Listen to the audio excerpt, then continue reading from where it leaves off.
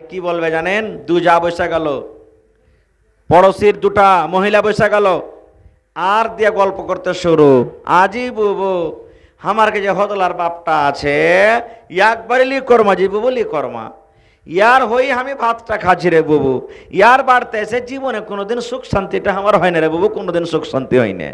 হ্যাঁ, এই যে কথা শুরু করে দিলে।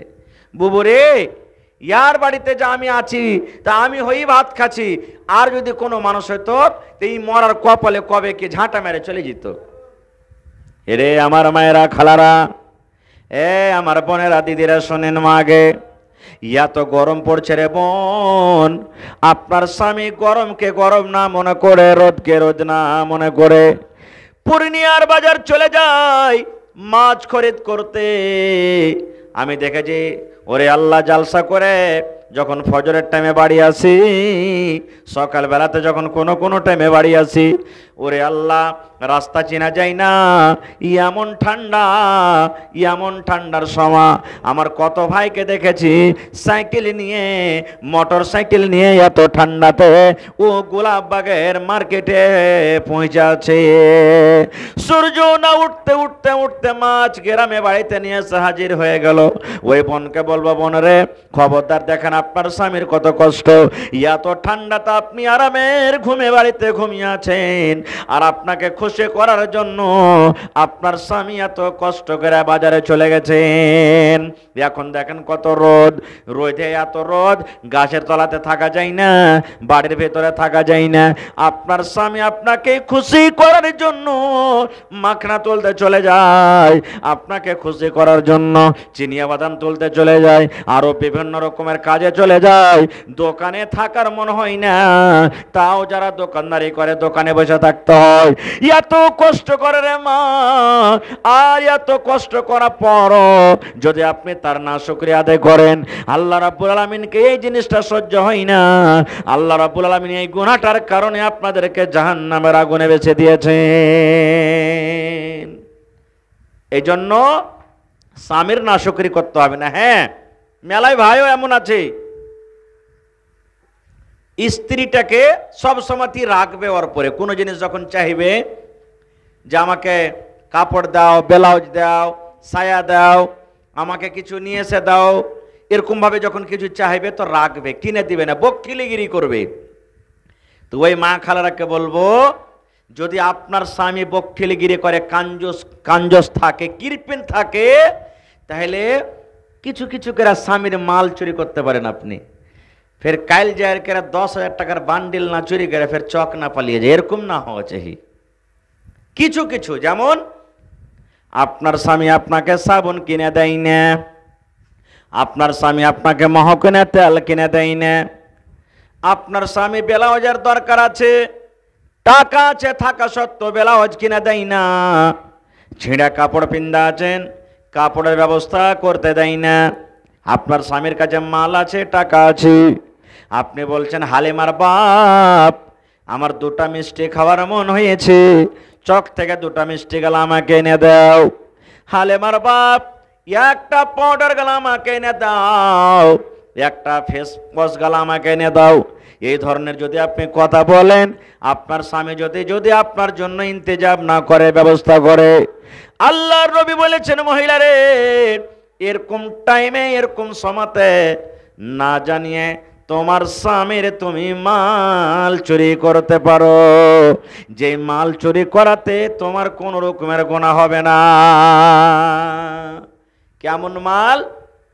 স্বামী চলে গেছে কামে কাজে, মাকই রাখা আছে বাড়িতে, 2 কিলো মাকই গালা বেচে নিলেন, 3 কিলো ধান বেচে নিলেন, পকেটে টাকা রাখা আছে, 10-20 টাকা আপনি নিয়ে নিলেন, আর নেওয়ার পর যেগুলা দরকার আছে সেই কাজগুলো আপনি করতে পারেন। কিন্তু হ্যাঁ, আজ আপনি 10 টাকা নিলেন, কাল 20 টাকা নিলেন, তারপরে 50 টাকা নিলেন, দরকার পুরো হয়ে গেল, আর কিন্তু নিতে হবে না।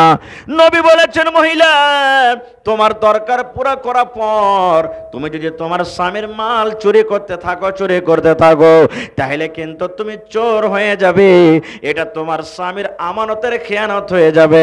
তুমি বেছে বেছে গেরা মাল তোমার লওয়া চলবে না, বেশি মাল তোমার লওয়া চলবে না। কারণ যতটুক তোমার দরকার দরকার হিসাবেই তোমাকে নিতে হবে। বেশি নিতে গেলে তুমি মুজরিম গুনাহগার হয়ে যাবে। এই জন্য বেশি নেওয়া চলবে না। এ মায়েরা খালারা, এই সমস্ত গুনাহ থেকে বাঁচতে হবে, বাঁচতে হবে, তাহলে আল্লাহ তাবারক ওয়া তাআলার জান্নাত পাওয়া যাবে। কিন্তু হায়রে আফসোস, আজকে আমার মায়েরা খালারা, আল্লাহ তাবারক ওয়া তাআলা এত সুখ দিয়েছেন, খালি ভাইয়ের বিহা তো লেগে যায়, দেওয়ারের বিহা তো লেগে যায়, 3খান 4খান করে আলমারিতে আর বাক্সতে আর ইয়াতে ওতে কাপড় বন্ধ করা আছে, তাও কইবে যে সোহাগের বাপ, কইছে কি রে, কইছে হার কাছে হতলার বিহা লাগলো তো এখানটা ভালো কাপড় গালা যে নেই। এই দেখেন কাপড় আর নতুন কাপড় বাড়িতে রাখা আছে, তাও বলবে যে কাপড় নেই। এটা হলো কি ফজল খরচি। এই খরচ কিন্তু আপনাকে করতে হবে না। আল্লাহ তাআলা বলেন ইন্নাল মুবাজ্জিরিনা কানু ইখওয়ানা শায়াতিন, যারা দরকার থেকে বেশি খরচ করে ওরা হলো শয়তানের ভাই, আল্লাহ নিজে বলছেন। এই জন্য বেশি খরচ করতে হবে না। হ্যাঁ, পুরুষরাকে বলবো, আপনার বাড়িতে ফুল প্যান্ট আছে, বাড়িতে শার্ট আছে আপনার, যদি আপনি বলেন আল্লাহ আমি জুম্মার দিনের জন্য এক সেট কাপড় আলাদা করে রাখবো, আমি জুম্মা ছাড়া অন্য জিনিস অন্য দিন আর কোনো দিন পিনবো না, আমি এক সেট পায়জামা পাঞ্জাবি আমি সিলিয়ে নিব, জুম্মা জুম্মা করে আমি পিনবো, ঈদ বকরা ঈদে পিনবো, এটা আপনি করতে পারেন, এটা নেকির কাজ। এই কাজটাতে আপনার কিন্তু গুনাহ হবে না। কিন্তু কেমন করে ভাই গেলে পিনবে? আমাদের শেরশাহবাজিতে খাস করে বেশিরভাগ জায়গাতে যখন বিহার বাড়ি যাবে, হাট যাবে, তখন একবার আয়রন করা ফিরনকে দিয়ে যাবে রে ভাই। আর যখন আল্লাহর ঘর যাবে, ওই নিড়েতে গেছিল, ধান কাটতে গেছিল, ওই গাঞ্জিটা যেটা একবারে দুর্গন্ধ করছে, ঘামে থাকা যায় না, ওইটা পিন্দা নামাজ পড়তে যাবে। এরকম আছে না নেই? জোরে বলেন আছে না নেই? আল্লাহ রাব্বুল আলামিন কোরআনে বলেন, হ্যাঁ দুনিয়ার মানুষ, যখন তুমি মসজিদে নামাজ পড়িতে যাইবা, তুমি সুন্দর হয়ে মসজিদে নামাজ পড়িতে যাও, সুন্দর সুন্দর হয়ে যাও। তুমি টুপি যদি সুন্দর লাগে টুপি মাথায় দিয়ে যাও, তোমার পিরনটা যেটা সুন্দর আছে সুন্দরটা গায়ে দিয়ে যাও, তুমি যদি পারো তাঁতর লাগিয়ে লাও, সেন্ট মেখে লাও। আর যদি তোমার কাছে সেন্ট না আছে, তোমার স্ত্রীর কাছে মহকইনা তেল আছে, ওই তেল গালাও কম করে তুমি একটু লাগিয়ে লাও, সুন্দর হ্যাঁ মসজিদে যাও।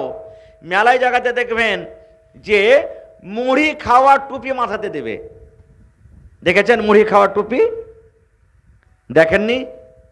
মুড়ি খাওয়া টুপি রেখেছি আমি, ওর নাম ওই যে প্লাস্টিকের টুপি গেলা নেই, বলে তো মুড়ি খাওয়া হবে না? হবে না ডাক্তার সাহেব? হ্যাঁ মুড়ি খাওয়া হবে ওগুলাতে। সুবহানাল্লাহ, ওগুলা টুপি কিনতে হবে না ভাই।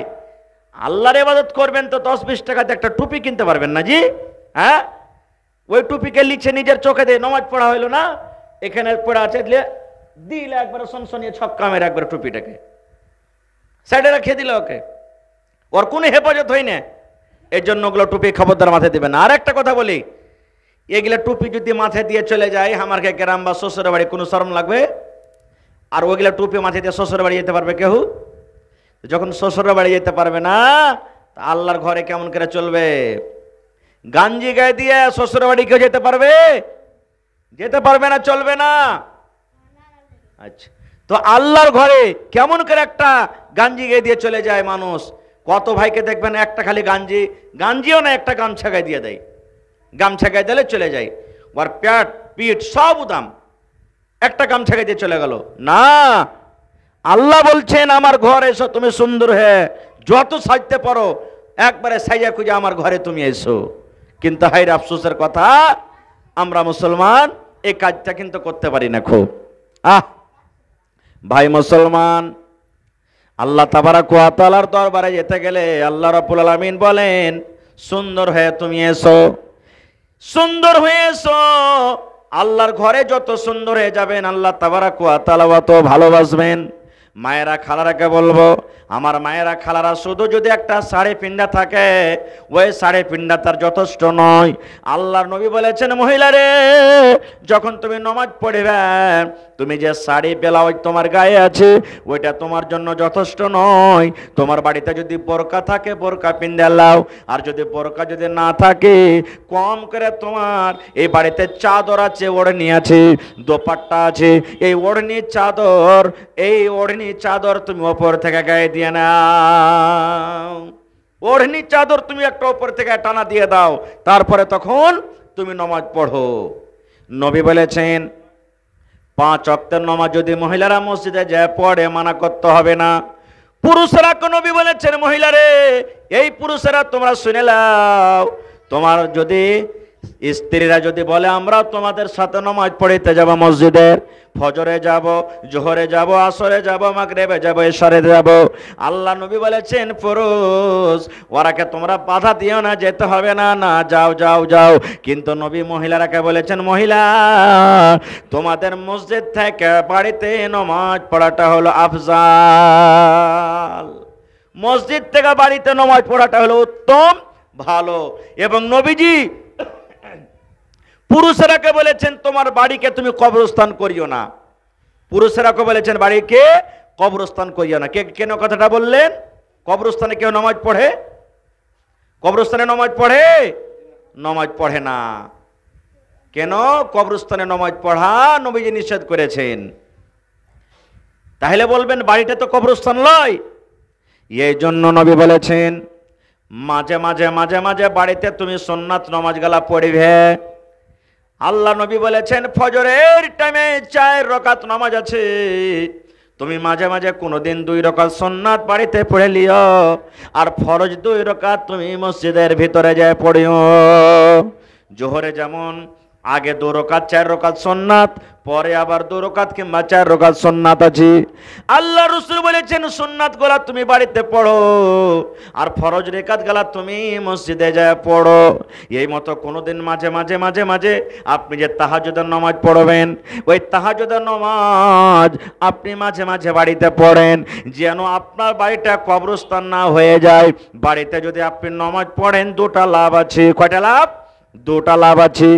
1 নম্বর লাভ হলো, আপনি যখন বাড়িতে নামাজ পড়বেন, আপনার বাড়িতে আপনার ছোট বেটা আছে, আপনার বাড়িতে আপনার ছোট বেটি আছে, আপনার বাড়িতে আপনার পোতালাতি আছে, ওই ছোট ছোট বাচ্চাগুলা যখন দেখবে আমার বাপ আমার ভাই নামাজ পড়েছে, আহারে নামাজ তো এরকম করে পড়িতে হয়, নামাজ তো মনে হয় এরকম করে পড়িতে হয়, এরকম ভাবে নামাজ পড়িতে হয়। আল্লাহর নবী বলেছেন, 1 নম্বর লাভ, তুমি নামাজ পড়বে, তোমার বাচ্চারা তোমাকে দেখে দেখে শিখবে। আর 2 নম্বর লাভ হলো, যেই জায়গাতে নামাজ হয় আল্লাহর ফেরেশতারা তার জন্য দোয়া করেন, বাড়িকে একবারে রহমতে ঘিরে নেয়। 2টা লাভ হয়ে গেল। এই জন্য মাঝে মাঝে বাড়িতে নামাজ পড়বেন, আর ফরজ গালা কোথায় পড়বেন? মসজিদের ভিতরে পড়বেন। সুন্নাত গালা মাঝে মাঝে মাঝে মাঝে বাড়িতে পড়বেন। আল্লাহ রাসূল সাল্লাল্লাহু আলাইহি ওয়াসাল্লাম এটা মামুল ছিল। ভাই মুসলমান, আল্লাহর নবীর জামানাতে আল্লাহর নবী একদিন রাতের বেলাতে নামাজ পড়িতে উঠেছেন, আর একটা ছোট বাচ্চা, সে সাহাবী, নামটা ভুলছি আমি তার, ও নামাজ নবীর সাথে পড়বো বলে ওর মনে শখ। তো একা যদি নামাজ যদি কেউ শুরু করে, আর পিছন থেকে যদি কোনো লোক যায়, তো কোন দিকে খাড়া হবে ভাই? ডাহিন দিকে না বাঁ দিকে? বলেন জি? ডাহিন দিকে। ইমামের না যে মুক্তা দিয়ে থাকবে তার? ইমামের ডাহিন দিকে খাড়া হইতে হবে। আল্লাহ রাসূল বলেছেন, আপনি নামাজ শুরু করে দিয়েছেন, আগা দিক দিয়ে কোনো মানুষ যাওয়া চলবে না, কোনো মানুষ যেন আগা দিক দিয়ে না পাস হয়। আল্লাহ রাসূল একদিন নামাজ পড়ছেন, একটা বকরির বাচ্চা দৌড়াইতে দৌড়াইতে দৌড়াইতে দৌড়াইতে চলে আসছে, মনে হয় আগা দিক দিয়ে চলে যাবে। নবীজি একটু দেখলেন, আহারে আমার সামনে দিয়ে বকরির বাচ্চা দৌড়াইতে দৌড়াইতে আসছে, মনে হয় আমার আগা দিক দিয়ে পাস হয়ে যাবে। নবীজি হাঁটতে হাঁটতে হাঁটতে হাঁটতে দেওয়ালে সেটে গেলেন, আর ওই বকরির বাচ্চা পিছন দিক দিয়ে চলে গেল। বকরির বাচ্চা পিছন দিক দিয়ে চলে গেল। 2 নম্বরে রাসূল বলেছেন, তুমি আগা দিকে নামাজ পড়বে, সূত্র রাখো। কত দূরে সূত্র? 3 হাত দূরে। কত দূরে সূত্র রাখতে হবে? সূত্রা বুঝেন ভাই? সূত্রা বুঝেন? সূত্রা মনে হয় বুঝেন না। সূত্রা বলা হয় আপনি যে জায়গাতে নামাজ পড়বেন ওই জায়গা থেকে আপনার আগা দিকে খুঁটি, খাম্বা, দেওয়াল, চাল, টাটি কিছু আছে কিনা, ওইটাকে সূত্রা বলা হয়। মেলায় মানুষ কি করবে, পোয়ালের ওখানে পালার কাছে দেওয়াল আছে আর এখানে নামাজ শুরু করে, এটা ভুল না। এটা পিলার হলো তো পিলার থেকে 3 হাত পিছে আপনি নামাজ পড়েন, কিছু না থাকে এই নিয়ম আল্লাহ রাসূল বলেছেন তুমি মাঠে ময়দানে যাবে নামাজ শুরু করবে, কিছু নাই 3 হাত দূরে তুমি এখানটা 1 হাতের খুঁচে গাড়া দাও, আধা হাতের খুঁচে গাড়া দাও, দিয়ে নামাজ পড়ো, এটা তোমার সূত্রা। কারণ কোন লোক যদি পার করে তো তোমার ওই যেটা সূত্র আছে সূত্রের আগা দিক দিয়ে যাবে, তোমার আগা দিক দিয়ে না যায়। কেন গেলে কি হবে? আল্লাহ রাসূল বলেছেন তুমি যাকে সূত্রা মনে করেছ, দেওয়াল তোমার আগা দিকে 3 হাত দূরে আছে, তোমার আর দেওয়ালের আগা দিক দিয়ে সূত্রের আগা দিক দিয়ে যদি কোনো লোক পার করে যায়, নবী বলেছেন 40 তোমাকে যদি ইন্তজার করতে হয় তুমি ইন্তজার করো। কারণ আগা দিক দিয়ে চলে যাওয়া এত বড় পাপ, এত বড় গুনাহ যে তুমি 40 পর্যন্ত তুমি দাঁড়িয়ে থাকো। 40 বলেছেন নবী, 40 বছর কি 40 ঘন্টা কি 40 দিন কি 40 মাস, এটা রাসূল কিন্তু বলেননি, 40 বলেছেন। 40 বছর বাদ দিয়ে দেন, 40 মাসও বাদ দিয়ে দেন, 40 দিনও বাদ দিয়ে দেন, যদি 40 মিনিটও যদি হয়তো কম সময় হলো ভাই, রাসূল বলেছেন একটা লোক নামাজ পড়েছে আর ওইখান দিয়ে তোমাকে সামনে দিয়ে যেতে হবে, ওইটা হলো রাস্তা। নবী বলেছেন যদি সালাম ফিরতে নামাজ লম্বা করে দেয় আর যদি সালাম না ফিরে তাড়াহুড়া করে, তোমাকে যদি 40 মিনিটও দাঁড়িয়ে থাকতে হয় তুমি দাঁড়িয়ে থাকো রে, কিন্তু ওই নামাজের আগা দিক দিয়ে যাও না, কারণ আগা দিক দিয়ে যাওয়া হলো খুবই বড় পাপ। কত লোককে দেখবে নামাজ পড়ছে সালাম ফিরেনি, ওরা আগা দিক দিয়ে চলে গেল আগা দিক দিয়ে, বুঝে না যে কতখানি গুনাহ কতখানি পাপ। আল্লাহর নবী একদিন নামাজ পড়ছেন আর একটা সাহাবী বাচ্চা নবীর ডাহিন দিকে না খাড়ো হয়ে বাঁ দিকে খাড়ো হয়ে গেল। এখন ইমাম কে হলো ভাই? জোরে বলেন। বাচ্চাটা ভুল হলো না সহি হলো? এই জামানার মানুষ যদি আমরা হইতাম তো কি হইতাম, হবে তোর চোখ টোক নাই যে তুই আমার বাঁ দিকে খাড়ো হলি, শালা কিছু তুই জানিস না, হয়তো নমাজের হালাতি আমরা বলে যেতাম। যেমন একটা গল্প হাদিস কোরআনের কথা লে ভাই, 3টা লোক গেছে সাফরের হালাতে, সাফরে নমাজের টাইম হয়ে গেছে, আগা দিকে নদী ওযু করেছে, তো 2 জন পিছন দিকে মুক্তাদি আর একটা ইমাম আগা দিকে হয়েছে, আল্লাহু আকবার বলে নমাজ চালু করেছে, বায়াত বাণী পড়া হয়েছে কেউ হয়নি, আর লদ্দিতে একটা খুব বড় মাছ কুইদে গেছে একবারে। তখন ইমামের মন থামতে না পারে, তখন কইছে ওরে আল্লাহ কত বড় মাছ কুদলো বে, শালা নমাজ না পড়লে মাছটাকে ধরতো গাইছে। পিচকার দুজনা তখন একজনা কইছে দের খ্যাপা কাহেকার, তুই কি নবীর হাদিস পড়িস নি শুনিস নি যে নমাজের হালাতে গল্প করতে হয় না, যে তুই নমাজে গল্প করছিস? আর একজনা তখন কইছে ওই লেগে তোর ভাই আমি চুপচাপ আছি, আমি গল্প করি না কারের সাথে। তো 3 জনেরই গল্প করা হলো না? হায় আল্লাহ, এরকম আমরা নমাজি। আল্লাহ রাসূল সাল্লাল্লাহু আলাইহি ওয়াসাল্লাম নামাজ পড়ছেন, একজন বাচ্চা এসে বাঁ দিকে নবীর দাঁড় হয়ে গেল। এবার নবীজি যদি আগা দিক দিয়ে ঘোরায় তো আগা দিক দিয়ে যাওয়া চলবে না। আল্লাহ রাসূল ওই বাচ্চাটার কান ধরে নিলেন নামাজের হালাতে, আর কান ধরে লওয়ার পর এরকম ভাবে মাথার উপর দিয়ে হাত খান্ডাকে করে পিছন দিক দিয়ে নবীজি টানার পর নবীজির নিজের ডান দিকে তাকে খাড়ো করে দিলেন। নারে তাকবীর! নবীজি খাড়ো করে দিলেন। মাসলা শিখে নিলেন, আপনি একাই নামাজ পড়ছেন, কোন লোক যদি আইসে দাঁড় হয়ে যায় আপনার বাঁ দিকে আর জামাত চলছে, আপনি কি করবেন? ওর কানটাকে ধরবেন আর ধৈর্য আর কইরা একবারে বাঁ দিক দিয়ে নিয়ে এসে আপনি ডাহিন দিকে খাড়ো করে দেবেন। এখনকার মানুষ তো বুঝবে না, সিধায় আপনি নমাজ ও নেকি টেকি কিচ্ছু বুঝবে না। আপনি যদি খালি তার কান ধরেলেন না, ও নমাজ টমাজ ছেড়ে যাওয়ার হাতে আসবে, নমাজের হালাতে আপনাকে শুরু করে দিবে, ও কিচ্ছু বুঝবে না।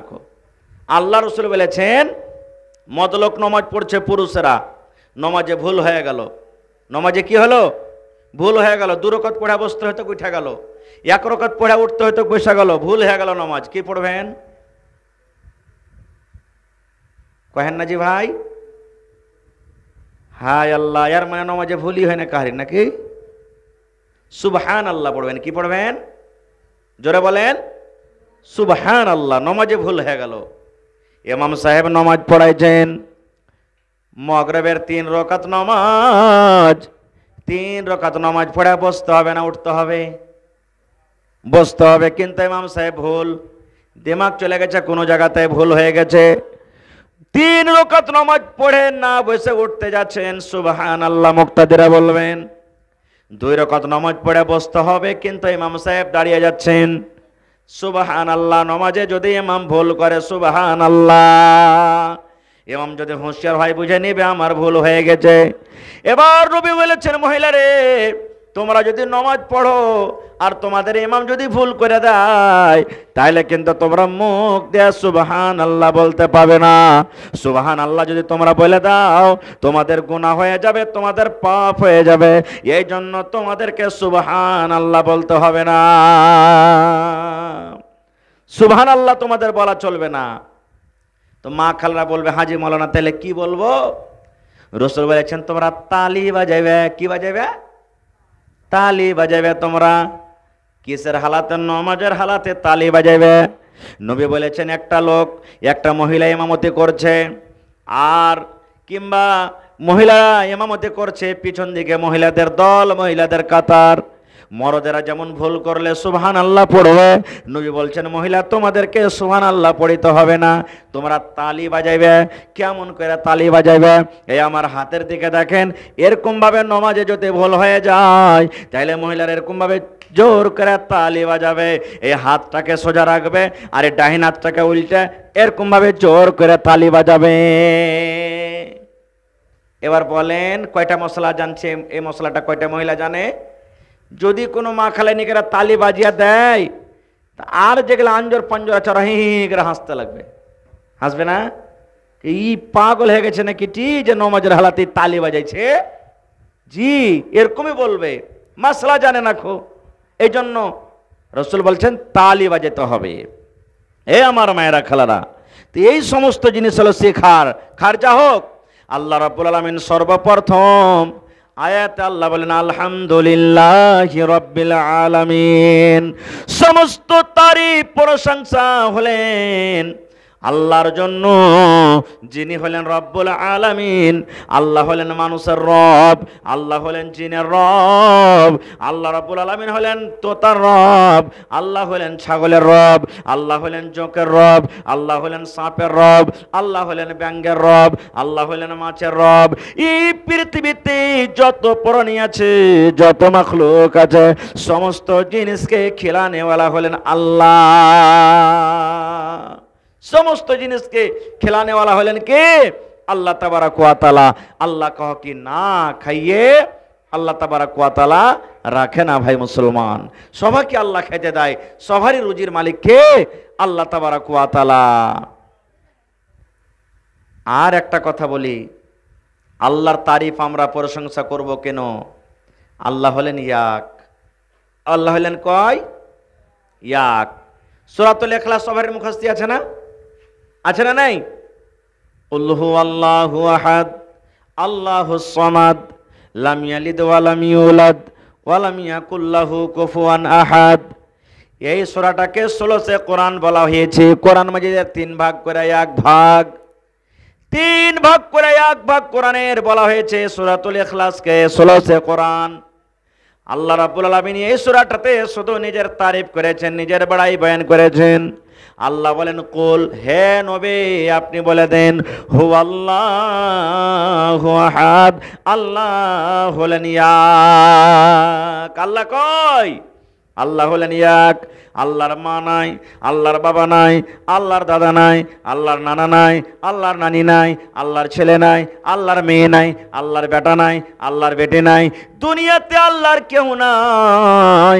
আল্লাহ হলেন ইয়াক। আচ্ছা বলেন, এক বাড়িতে 2 ভাই, 3 ভাই, 4 ভাই আছে আছে আছে, ভাইয়ে ভাই কোনোদিন টেনশন হবে না? হবে না? হবে। ভাই ভাই টেনশন হয়েছে না? হয় না? হয়েছে। কোনো ভাই যদি কয়ে যে আব্দুল জব্বার রে এ কামটা কর, সুলেমান বলছে না এটা কাজ করতে হবে না, এটা কাজ কর, ঝগড়া হবে, লড়াই হবে। হয়েছে না হয় না? এরে ভাই মুসলমান, আল্লাহ যদি একটা না হইয়া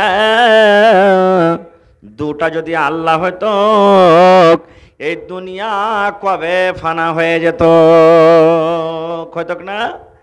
আজ যেমন গরম পড়ছে, ওরে আল্লাহ, গরমে আমরা থাকতে পারি না, সহ্য হয় না গরম, ফ্যানের তলা তো থেকে আমাদের আরাম পাওয়া যায় না।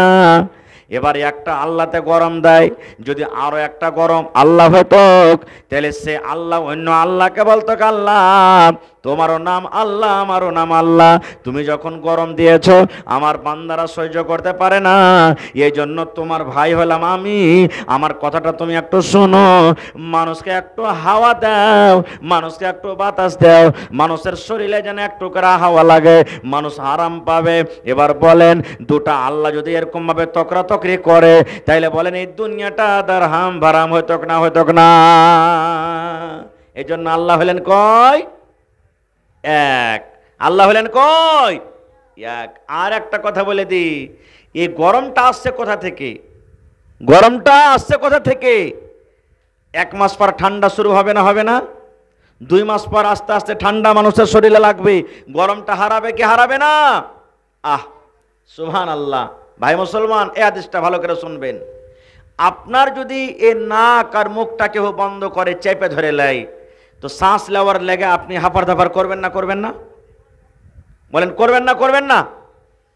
তো জাহান্নামের ভিতরে এমন কষ্ট বিপদ যে জাহান্নাম নিজের আযাব নিজে সহিতে পারে না। আহ, যেই জাহান্নামকে আল্লাহ তৈরি করেছেন মানুষকে আর জিনকে শাস্তি দেওয়ার জন্য, কিন্তু জাহান্নাম নিজের শাস্তি নিজে সহ্য করতে পারে না, আপার ফাপার লেগে গেছে। তখন জাহান্নাম আল্লাহকে বলছেন, জাহান্নাম কথা কইছে, দেখেন আল্লাহকে বলছেন কি, আল্লাহ হে পাক পরওয়ারদিগার, আল্লাহ আর সহ্য করতে পারি না, আল্লাহ তুমি ব্যবস্থা করো, এমন আপর ফাপর লেগেছে, আমাদের গজব, আমাদের রাগ এমন বেড়ে গেছে, আল্লাহ আমরা সইতে পারি না আর। তখন দেখেন আল্লাহ ব্যবস্থা করছেন। আল্লাহ রাব্বুল আলামিন জাহান্নামকে বলছেন, ওরে জাহান্নাম, তোমাদের রাগ, তোমাদের গোসা যখন তোমরা থামতে পারো না, তোমাদের ভিতরে যে আযাব আছে, এই আযাব যখন তোমরা সহ্য করতে পারো না, গরম এমন তোমাদেরকে লেগেছে, এমন তাপ তোমাদের ভিতরে হয়েছে, এই জন্য আমি আল্লাহ রাব্বুল আলামিন তোমাদের ব্যবস্থা করে দিলাম। কি ব্যবস্থা? আল্লাহ জাহান্নামকে বলছেন, জাহান্নাম রে, একটা শ্বাস তোমরা দুনিয়াতে ছাড়ো, আর দুনিয়া থেকে একটা শ্বাস তোমরা ভিতরে নিয়ে নাও। এক শ্বাস দুনিয়াতে ছাড়ো, আর এক শ্বাস তোমরা দুনিয়া থেকে ভিতর দিকে টানো। দেখবেন আপনি হ্যাঁ এনিকে যখন বাতাস দিবেন বাহির দিকে, গরম হাওয়া বাড়াবে না ঠান্ডা? জোরে বলেন, গরম। তো ওই শ্বাস জাহান্নাম দুনিয়াতে এখন ছাড়ছে, এই জন্য গরম। না হলে ওইটাই সূর্য, ওইটাই মাস, ওইটাই দিন, সব কিছু ওইটাই থাকা সত্ত্বেও এখন কিন্তু গরমে থাকতে পারি না। আর 2 মাস পর ওইটাই দিন, ওইটাই সূর্য, আর সেই সময়তে আমরা ঠান্ডাতে থাকতে পারবো না। দুনিয়াতে এক শ্বাস ছাড়লে জাহান্নামের গরম, ভিতরকার গরম দুনিয়াতে এলো। আবার যখন জাহান্নাম ভিতর দিকে শ্বাস টানবে, এনিকার ভিতর দিকে আপনি টানেন শ্বাস, ঠান্ডা হাওয়া ভিতরে ঢুকবে, এবার ঠান্ডা হাওয়া, ঠান্ডা মৌসুম তখন চলে আসে। এবার বলবো আমার ঈদগাহের মায়েরা, খালারাকে, ভাইরাকে, এ দাদু নানুরা, যদি জাহান্নামের গরম, জাহান্নামের শ্বাস দুনিয়াতে যদি ছাড়ার কারণে আমরা যদি আরাম না পাই, গাছের তলাতে আমাদের আরাম না হয়, ফ্যানের তলাতে যদি আমরা থাকতে না পারি, দুনিয়াতে যদি আমরা কাজ কাম করতে না পারি সামান্য একটা শ্বাসের কারণে, তাইলে ভাইরে অরিজিনাল জাহান্নামের ভেতরটা কত গরম হইতে পারে। শ্বাস যদি এত কষ্টদায়ক হয়, তাহলে অরিজিনাল জাহান্নামটা কত কষ্টের জায়গা হইতে পারে ভাই। এই জন্য ওই জাহান্নাম থেকে বাঁচতে গেলে নবীজি একটা দোয়া শিখালছেন, দোয়াটা শিখালেন সবাই, মা, খালা, দাদি, নানি, ছোট বড় শিখালেন দোয়াটা, ছোট্ট দোয়া। নবী বলেছেন, ফজরের নামাজ পড়ে যদি 3 বার দোয়াটা পড়লেন, আর মাগরিবের নামাজ পড়ে যদি 3 বার পড়লেন, কয় টাইম হলো? কয় টাইম? দু টাইম হলো, ফজরের নামাজ পড়ে 3 টাইম 3 বার, আর মাগরিবের নামাজ পড়ে 3 বার। এই দুটা টাইম যদি দোয়াটা পড়েলেন, নবী বলেছেন যদি ফজরের নামাজ পড়ে 3 বার পড়ো আর মাগরিবের নামাজ আসার আগে আগে যদি তোমার মত হয়ে যায়, আল্লাহ রাব্বুল আলামিন তোমাকে জাহান্নামের আগুন থেকে বাঁচিয়ে নেবে। আর যদি তুমি মাগরিবের নামাজ পড়ে তুমি 3 বার পড়ো, ওয়ালাইকুম সালাম, আর যদি তুমি ফজর আসার আগে আগে তোমার যদি মত হয়ে যায়, আল্লাহ রাব্বুল আলামিন তোমাকে জাহান্নামের আগুন থেকে বাঁচিয়ে নেবেন। শিখবেন দোয়াটা? দোয়াটা শিখার মন আছে না নেই? আছে। কবর আযাব থেকে বাঁচতে পারবেন। মা মরে গেছে, দাদু মরে গেছে, দাদি মরে গেছে, কে পড়েছে কে পড়েনি জানি না, কবরে কেমন আছে না আছে জানি না, কবর দেখার জিনিস লয়।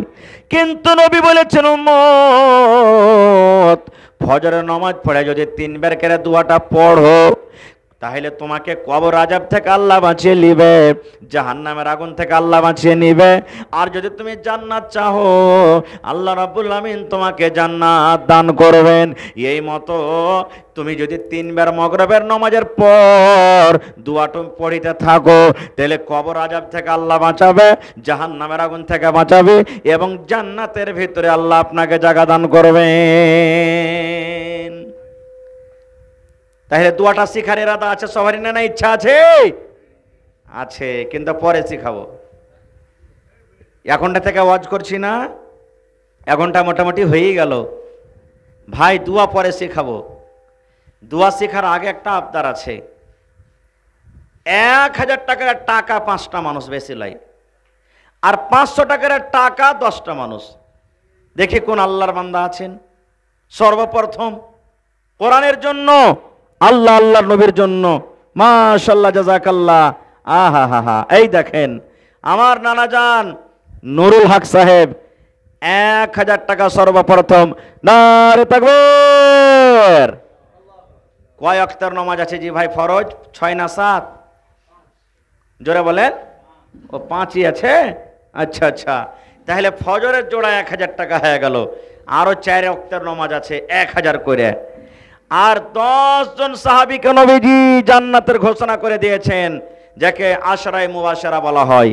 10 জন সাহাবী আল্লাহর জান্নাতের ভিতরে যাবে। মাশাআল্লাহ, দেখেন আমার মামু আব্দুল বারিক সাহেব জোহরের জোড়া 1000 টাকা। নারে তাকবীর।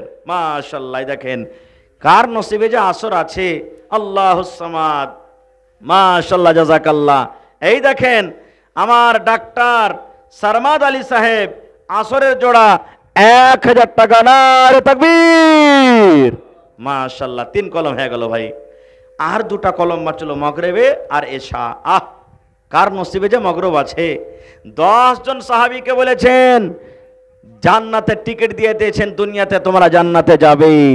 ওকে আশরায়ে মুবাশশিরা বলা হয়েছে। তার মধ্যে একজন আমার নানা জান মুজাফফর আলী সাহেব 500 টাকা দিয়েছেন। দেখি আর 9 জন সাহাবী, তাদের জন্য কে দিবেন 500 টাকার টাকা? 9টা লোক। দেখি কোন আল্লাহর বান্দা। এবং 2 জন আরো বাকি আছেন 1000 করে। মাশাআল্লাহ, জাযাকাল্লাহ। রব্বানা যালামনা আনফুসানা ওয়া ইল্লাম তাগফির লানা ওয়া তারহামনা লানাকুনান্না মিনাল খাসিরিন। রব্বানা আতিনা ফিদ দুনিয়া হাসানা ওয়া ফিল আখিরাতি হাসানাতাও ওয়া কিনা আযাবান নার। আল্লাহ আমার নানা জান নুরুল হক সাহেব 1000 টাকা আল্লাহ তোমার ব্যাংকে জমা করে দিয়েছেন। 1000 নয়, আল্লাহ 1 লক্ষ টাকা মনে করে তুমি কবুল করে নাও।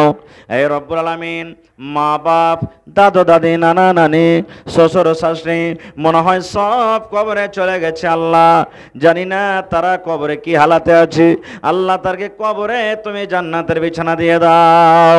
আল্লাহ নানি বেমারি মানুষ, মাঝে মাঝে বেমারি হালাতে থাকে। আল্লাহ তুমি ডাক্তারে ডাক্তার, তুমি সারজানে সারজান, আজিবিল বাস। রব রাব্বান নাস ইশফি আনতা শাফি লা শিফা ইল্লা শিফাউকা শিফাআন লা ইগাদিরু সাকামা। আল্লাহ তুমি শিফায়ে কামিল আজল আতা করো, নানার হাতে হাতে টাকাতে পয়সাতে আল্লাহ বরকত দাও। এই রব্বুল আলামিন মামু আব্দুল বারেক সাহেব আল্লাহ 1000 টাকা তোমার ব্যাংকে জমা করে দিলেন, আল্লাহ বিজনেস করে উন্নতি দান করো। আল্লাহ দাদু দাদি, হ্যাঁ রব্বুল আলামিন ভালোবাসা শ্বশুর শাশুড়ি মা বাপ সব কবরে চলে গেছে, আল্লাহ তাকে কবরে তুমি জান্নাতের বিছানা দিয়ে দাও। আল্লাহ ছেলেরা পড়ালেখা করছে তাকে তুমি কামিয়াব করো, হাতে টাকাতে পয়সাতে আল্লাহ বরকত দাও।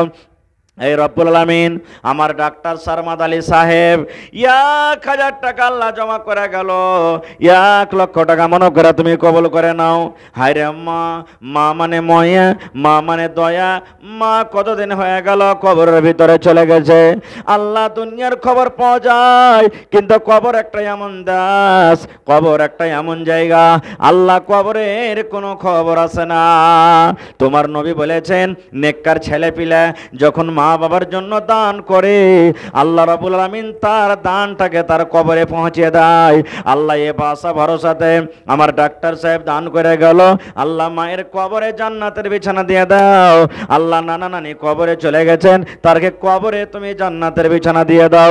ইজ্জত সম্মানে রাখো, ছেলে মেয়েরাকে আল্লাহ ভালো রাখো, হাতে টাকাতে পয়সা